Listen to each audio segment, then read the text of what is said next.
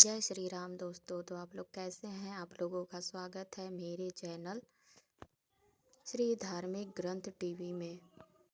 मैं आप लोग से ये कहना चाहती हूँ दोस्तों कि मैं थोड़ा थोड़ा करके रोज़ रामचरितमानस आप लोगों को सुनाऊंगी। कृपया करके आप रोज़ मेरी वीडियो को देखें और सुनें, और जो भी गलतियाँ हों आप उसे कमेंट में ज़रूर बताएं। और मेरी वीडियो को आगे बढ़ाने के लिए और मुझे प्रोत्साहन मिले उसके लिए आप लाइक, सब्सक्राइब और वीडियो को शेयर ज़रूर करें फ्रेंड। तो आइए देख लेते हैं आज का रामचरितमानस। जहाँ से मैंने कल छोड़ा था आज वहीं से मैं शुरू करूँगी। तो आइए फ्रेंड देख लेते हैं। दोहा नंबर 6वां। विधाता ने इस जड़ चेतन विश्व को गुण दोषमय रचा है, किंतु संत रूपी हंस दोष रूपी जल को छोड़कर गुण रूपी दूध को ही ग्रहण करते हैं। विधाता जब इस प्रकार का हंस का सा विवेक देते हैं तब दोषों को छोड़कर मन गुणों में अनुरक्त होता है। काल, स्वभाव और कर्म की प्रबलता से भले लोग साधु भी माया के वश में होकर कभी कभी भलाई से चूक जाते हैं।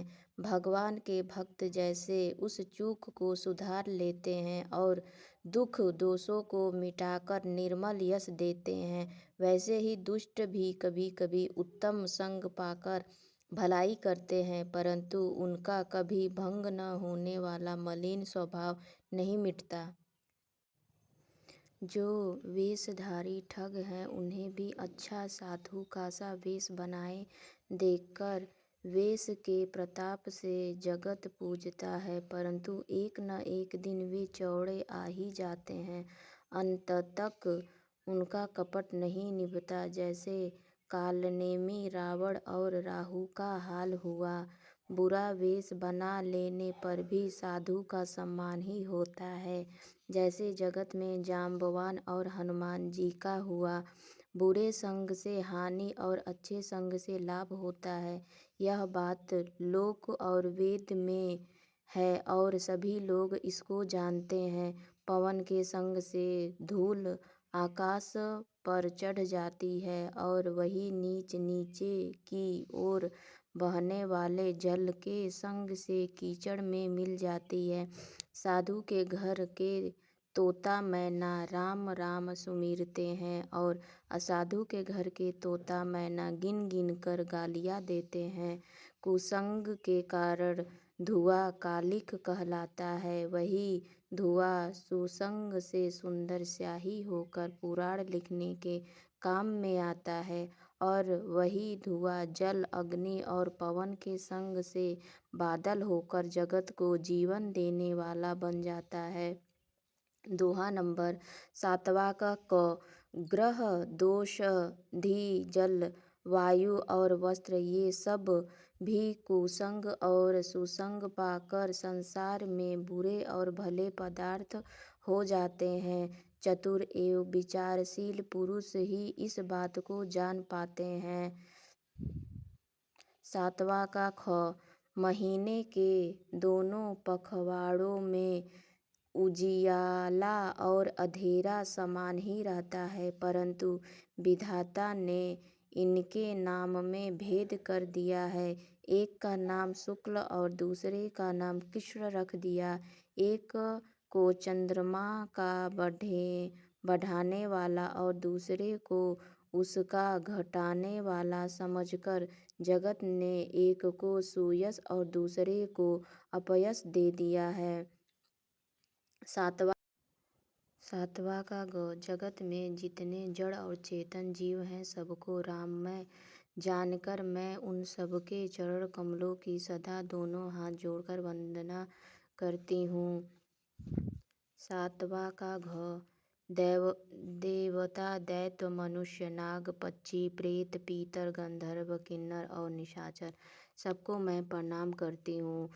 अब सब मुझ पर कृपा कीजिए। 84 लाख योनियों में 4 प्रकार के स्वदेज, अंडज, उद्दीज, जरायुज जीव जल, पृथ्वी और आकाश में रहते हैं। उन सब से भरे हुए इस सारे जगत को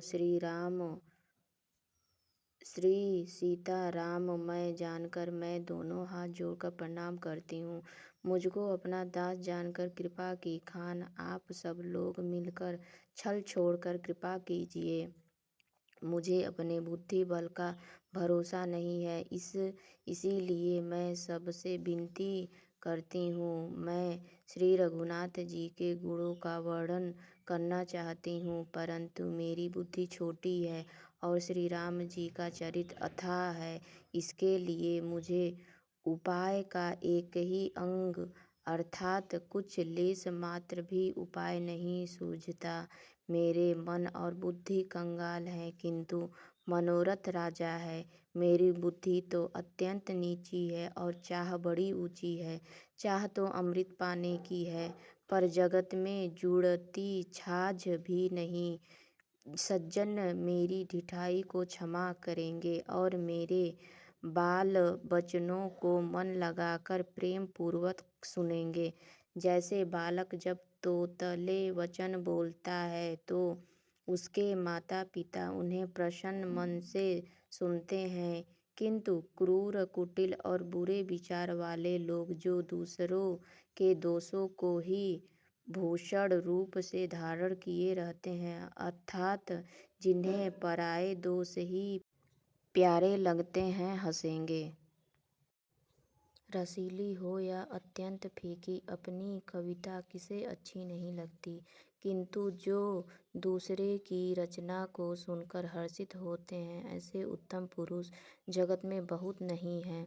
हे भाई, जगत में तालाबों और नदियों के समान मनुष्य ही अधिक हैं, जो जल पाकर अपनी ही बाढ़ से बढ़ते हैं, अर्थात अपनी ही उन्नति से प्रसन्न होते हैं।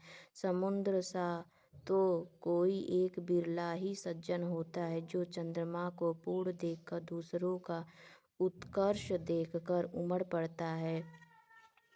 दोहा नंबर 8वां। मेरा भाग्य छोटा है और इच्छा बहुत बड़ी है, परंतु मुझे एक विश्वास है कि इसे सुनकर सज्जन सभी सुख पावेंगे और दुष्ट हंसी उड़ावेंगे, किंतु दुष्टों के हंसने से मेरा हित ही होगा। मधुर कंठ वाली कोयल को कौवे तो कठोर ही कहा करते हैं, जैसे बगुले हंस को और मेढक पपीहे को हंसते हैं, वैसे ही मलिन मन वाले दुष्ट निर्मल वाणी को हंसते हैं। जो न तो कविता के रसिक हैं और न जिनका श्री रामचंद्र जी के चरणों में प्रेम है, उनके लिए भी यह कविता सुखद हास्य रस का काम देगी। प्रथम तो यह भाषा की रचना है, दूसरे मेरी बुद्धि भोली है, इससे यह हंसने के योग्य ही है। हंसने में उन्हें कोई दोष नहीं, जिन्हें न तो प्रभु के चरणों में प्रेम है और न अच्छा समझ ही है। उनको यह कथा सुनने में फीकी लगेगी। जिनकी श्री हरि भगवान विष्णु और श्री हरि भगवान शंकर के चरणों में प्रीति है और जिनकी बुद्धि कुतर्क करने वाली नहीं है, जो श्री हरि हर में भेद की या ऊंच नीच की कल्पना नहीं करते, उन्हें श्री रघुनाथ जी की यह कथा मीठी लगेगी। सज्जन नगण इस कथा को अपने जी में श्री राम जी की भक्ति से भूषित जानकर सुंदर वाणी से सराहना करते हुए सुनेंगे। मैं न तो कवि हूँ, न वाक्य रचना में ही कुशल हूँ। मैं तो सब कलाओं तथा सब विधाओं से रहित हूँ।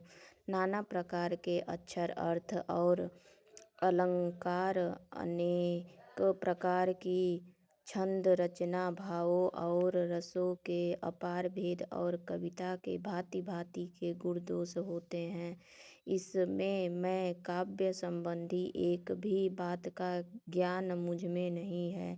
यह मैं कोरे कागज पर लिखकर शपथ पूर्वक सत्य सत्य कहती हूँ। दोहा नंबर 9। मेरी रचना सब गुणों से रहित है, इसमें बस जगत सिद्ध एक गुण है, उसे विचार कर अच्छी बुद्धि वाले पुरुष जिनके निर्मल ज्ञान है इसको सुनेंगे। इसमें श्री रघुनाथ जी का उदार नाम है जो अत्यंत पवित्र है, वेद पुराणों का सार है, कल्याण का भवन है और अमंगलों को हरने वाला है, जिसे पार्वती सहित भगवान शिवजी सदा जपा करते हैं। जो अच्छे कवि के द्वारा रची हुई बड़ी अनूठी कविता है, वह भी राम नाम के बिना शोभा नहीं पाती। जैसे चंद्रमा के समान मुख वाली सुंदर स्त्री सब प्रकार से सुसज्जित होने पर भी वस्त्र के बिना शोभा नहीं देती, इसके विपरीत कुकवि की रची हुई सब गुणों से रहित कविता को भी राम के नाम एवं यश से अंकित जानकर बुद्धिमान लोग आदर पूर्वक कहते हैं और सुनते हैं, क्योंकि संत जन भंवरे की भांति गुण ही को ग्रहण करने वाले होते हैं। यद्यपि मेरी इस रचना में कविता का एक भी रस नहीं है, तथापि इसमें श्री राम जी का